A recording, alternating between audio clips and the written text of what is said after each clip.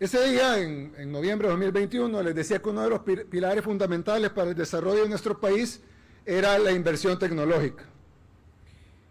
Y desde que comenzamos a transformar El Salvador con los altos y bajos que tuvimos, la pandemia, etcétera, 2 primeros años que fueron difíciles con una asamblea en contra,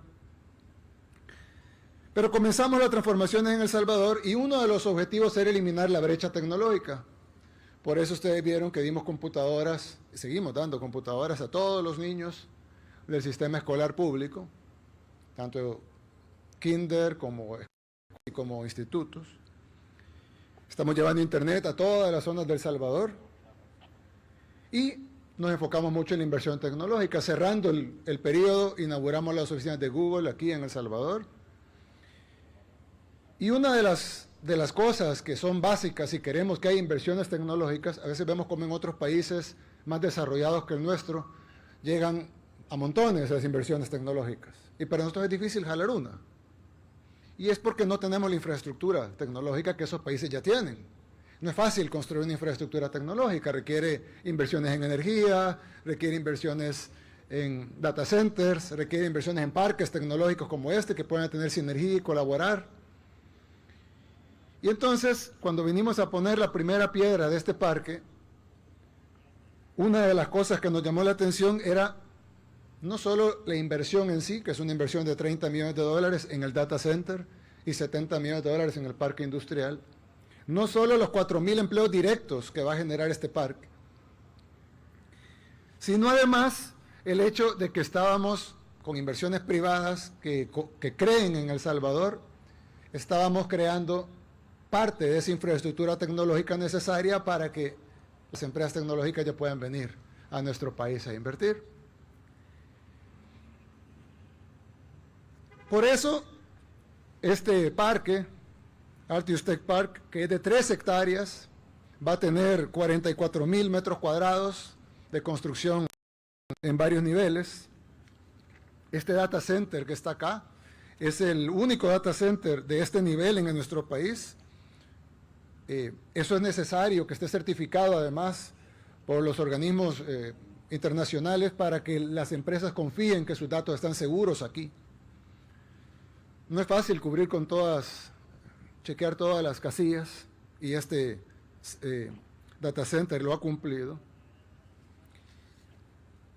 Es el único data center Tier 3 que hay en El Salvador, es el segundo más grande de la región. Y como dije anteriormente, garantiza que los diseños, los proyectos, los datos de las empresas están seguras y que tienen redundancias, etc. Cuenta con una nube pública, servidores, almacenamiento, redes de infraestructura, seguridad, confiabilidad a nivel mundial. En fin, van a ofrecer servicios de colocación, arrendamiento de espacio físico para almacenar equipo electrónico incluso. Y van a ofrecer obviamente servicios al sector público y al sector privado. Esto, junto con la ley que aprobamos hace poco, la ley de fomento de la innovación y manufactura de tecnologías, que quita los impuestos para este tipo de inversiones,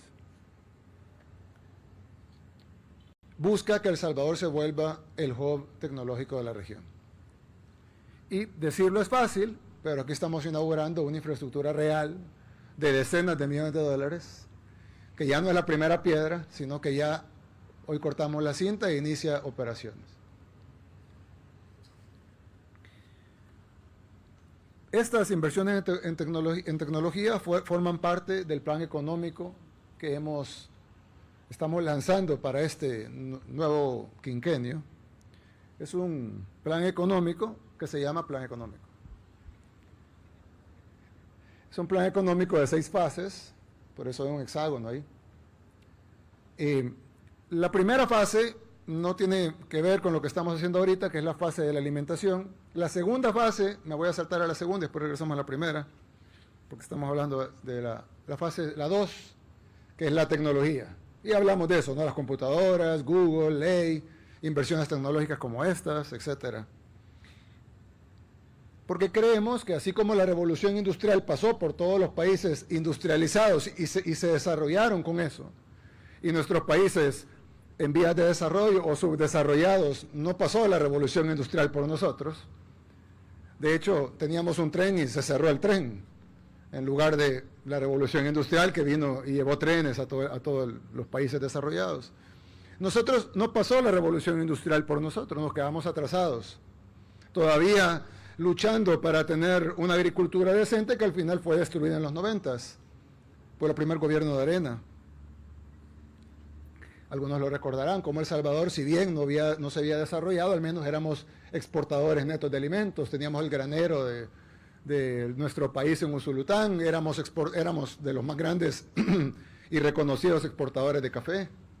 Ahora hasta Honduras exporta más café que nosotros.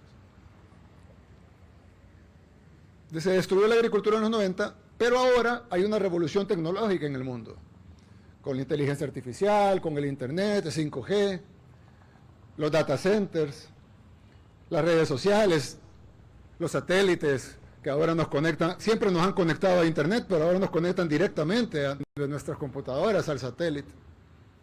Y con estas revoluciones tecnológicas, pues que no vuelva a pasar lo mismo como pasó en el siglo pasado, que pasó la revolución frente a nosotros y nosotros no nos desarrollamos con ella, sino que en esta ocasión nosotros queremos estar al frente de la revolución tecnológica, y es por eso que hemos sido agresivos en los temas tecnológicos, porque estamos seguros que va a ser la forma de desarrollar nuestro país. Y es por eso que la fase 2 es el desarrollo tecnológico de El Salvador, y por supuesto no lo podemos hacer sin la inversión privada como Data Trust. Mencioné, hay un tema que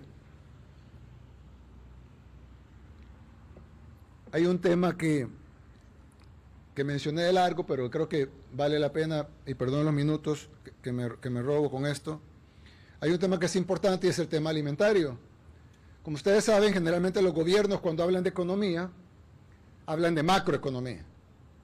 Porque por lógica el gobierno ve crecimiento del PIB, déficit fiscal o superávit fiscal si lo está haciendo bien, ve la balanza de pagos, exportaciones versus importaciones, política monetaria, nosotros no tenemos, pero política monetaria, y ven ese tipo de cosas, ¿no? Ven generalmente índices macroeconómicos.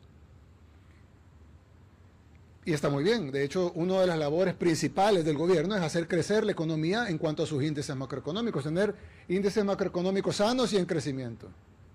Reservas fiscales, reservas internacionales, divisas, etcétera. Pero generalmente los gobiernos, por ver el tema macroeconómico, se les olvida el tema microeconómico, que es el bolsillo de las familias. Entonces en muchos países, y no me van a dejar mentir, algunos amigos que nos están viendo de otros países, pasa que el país crece, la economía crece, el PIB crece, pero ellos cada vez están peor. Porque el crecimiento sube precios, el crecimiento no necesariamente se distribuye equitativamente, y son realidades, ¿no? Pero hay otros gobiernos que dicen, nos vamos a enfocar en la microeconomía, y entonces se enfocan en el bolsillo de la gente, en que la gente tenga para comprar alimentos, en que tengan un buen salario, y entonces hacen medidas para favorecer el bolsillo de las personas. Pero generalmente pasa que el país se queda sin dinero, y entonces después de 1 o 2 años de bienestar, aplicando únicamente políticas microeconómicas, el país colapsa el déficit fiscal, se quedan sin reservas internacionales, se quedan sin divisas en el Banco Central, cae la moneda, se devalúa, y al final de cuentas no consiguen ni el crecimiento económico, ni tampoco consiguen lo que querían que era, o lo que supuestamente querían que era el bienestar del bolsillo de la gente. Pero yo digo, bueno, sí, entonces hay que enfocarse en lo macroeconómico, pero no podemos dejar de vista lo microeconómico. Entonces, como todo en la vida debe ser un balance, nosotros creemos que nuestro plan económico debe tener igual partes de macroeconomía e igual partes de microeconomía.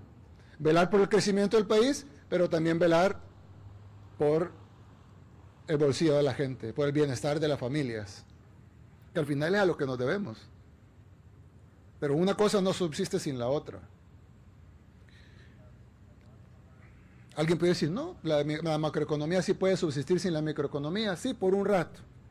Hasta que las manifestaciones voten el régimen que funciona en ese momento y se instala otro que probablemente no es lo mejor para el sistema macroeconómico.